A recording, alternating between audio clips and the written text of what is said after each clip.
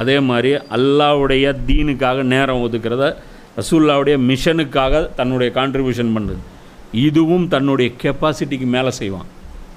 புரியுதா? நான் சொன்னோன்னே வெறும் தொழுகை, இந்த நோன்பு இதை மட்டும் எடுத்துகிட்டு டீலில் விட்டுறாதீங்க.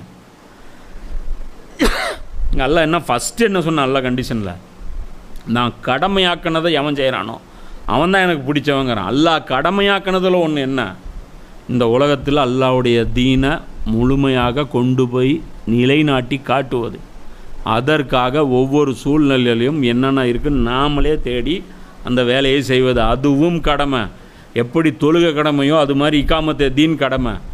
இந்த வார்த்தையே தெரியாத மக்கள், தக்பீர் ரப்புங்கிற வார்த்தையே தெரியாத மக்களுக்கு இது பொருந்தாது. இதை நல்லா புரிஞ்சுக்கணும். நீங்கள் எவ்வளோ வேணாலும் நஃபில் தொழுவுங்க, இதோடைய கிட்ட கூட நீங்கள் வரமாட்டீங்க. நபி ஸல்லல்லாஹு அலைஹி வஸல்லம் சொல்கிறாங்க, ஒரு நாள் ஒரு காவலுக்கு மதீனா காவலுக்கு ஒரு சஹாபியை நிறுத்துறாரு. நிறுத்தும்போது ஒருத்தர் தொழுதுட்டுருக்கிறார். தொழுதுட்டு இருக்கும்போது ஒருத்தர் கேட்குறாரு, இதில் 2 பேரில் யாருக்கு நன்மை அப்படின்னு.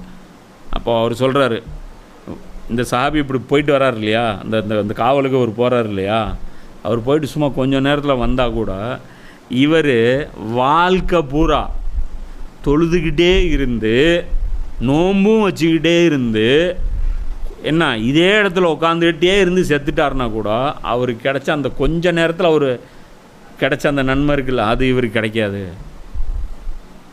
அப்போ அல்லாஹ்வுடைய பாதையில் பாடுபடுறது எவ்வளோ உச்சகட்ட நன்மையை பெற்றுத்தருது பார்த்தியா. அது கடமை. அது இல்லைன்னா எல்லா அமலும் ரிஜெக்ட். இது பற்றியே நம்ம ஆளுகளுக்கு நாலேஜ் கிடையாது. புரியுதா? இதுக்கு காசு செலவு பண்ணும், அது ஜக்காத்து கிடையாது. இதுக்கு டைம் ஸ்பெண்ட் பண்ணும், அது தொழுகை கிடையாது. இதுக்கு பசி தேவைப்படும், அது நோன்பு கிடையாது. எல்லாமே வரும், ஏகப்பட்ட பிரச்சனை வரும். புரியுதா? இது நீங்கள் குரானில் தேடி தேடி எடுக்கணும். அப்போ தான் புரியும். குரானை ஒரு வாட்டி படித்தா புரியாது, 100 வாட்டி படித்தா புரியும். பல வாட்டி பார்த்துட்டே இருக்கணும். ரசூலுல்லாஹ்வுடைய வாழ்க்கையை ஃபாலோ பண்ணிகிட்டே இருக்கணும். அப்போ தான் புரியும். எல்லாத்த விட மெயின் விஷயம் அல்லாஹ்வோட சின்சியராக இருக்கணும். உங்களுக்கு அல்லாஹ்வோட சின்சியாரிட்டி இல்லைன்னா இந்த சப்ஜெக்ட் உங்களுக்கு புரியவே புரியாது. நீங்கள் சின்சியராக இல்லையா எப்படி தெரியும்? உங்கள் வாழ்க்கையில் என்ன லட்சணத்தில் போயிட்டுருக்குங்கிறது தெரிஞ்சாலே தெரிஞ்சிடும் நீங்கள் சின்சியராக இல்லையான்ட்டு. தொழுகையே சலிச்சிட்டு தொழுகிறீங்களா? என்னடா இப்போ தான் சரி தொழுதா, மறுபடியும் பாங்கு சொல்கிறாங்களா, சரி வா போவோம் அப்படி ஏன் ஊருக்குள்ளே பேசிக்கணும்ல. பயங்கர தொழுகையாளிங்க அவர் பாய்